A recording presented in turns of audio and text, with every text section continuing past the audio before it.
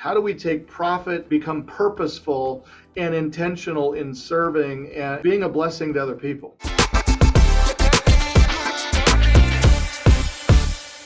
Let's talk about a lot of that action. You mentioned a few of the lessons you learned, and primary one was putting God first and combining business and faith. How did you technically start applying those lessons? What businesses did you build over the next 10, 15 years? It's the core fundamentals of the business have not changed dramatically. We're still doing the same things, right? We're still doing real estate investment education. We're still providing funding for our client base through access to private capital. We're still running private equity funds to provide those funds for those investments. We're still servicing the loans that we are originating. So not a lot of the core business has changed from that standpoint. We've not added any new verticals that didn't exist pre-crash. So the business as a whole is still, for the most part, still what it's always been, real estate focused. But where profits were the main driver, now the main driver is purpose and intentionality in serving.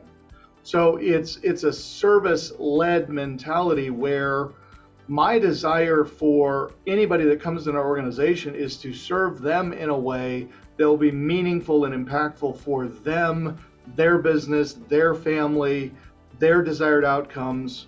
And so we want to lead with a heart of service in how can I best provide value to my client? And my client is going to be one of three things. It's going to be somebody who wants to add real estate investment as a stream of income to their business, to their family, so that they're not so beholden or dependent upon job, where the only income I've got is every other Friday I get paycheck from punching clock. So people who want to add an income stream to their business just to create stability and options and opportunities for themselves and their family.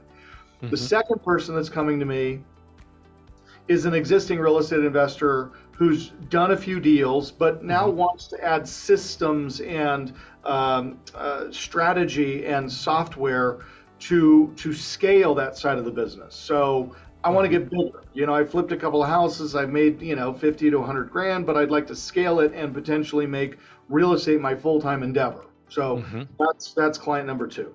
Client number three is the person who's done pretty well for themselves financially. They had a good job, ran a good business. Perhaps they're still running that business or they've exited that business, but they're sitting on hundreds of thousands, if not millions of dollars in capital to the degree that now they need outlets for that capital to be more passive. So now they can invest in our private equity funds. They can buy the notes that we are originating, and we'll continue to service those notes and send those monthly payments either to them or to their self-directed IRA. About 60% of the people who buy notes from us are doing it through a self-directed IRA or some other tax advantaged vehicle through which they're making those investments. So it's either the new investor who wants to learn, it's the existing investor who wants to scale, or it's the existing investor who's looking for passive. So through all of these things, we're trying to provide the right vehicle to the right client at the time they're seeking it. But ultimately, we refer to this as the circle of wealth, in that you can come to me broke, penniless, bad credit, no income, no job, and we'll teach you how to invest in real estate with none of your own cash. And that's the utilization of private money. So now you come to us, we teach you how to be successful as an investor. Now we help you become accredited. So now you can invest in accredited investor only opportunities like private equity funds. And now you can live a passive life so that you can focus on ministry if you choose to, and it doesn't have to be a religious thing, right? For those that are not believers, you don't have to believe in God to be useful in the marketplace. There's a lot of nonprofit charities and organizations that are not religious in nature, but are still doing really good things. But that's our message. How do we take profit and become purposeful and intentional in serving and just being a blessing to other people?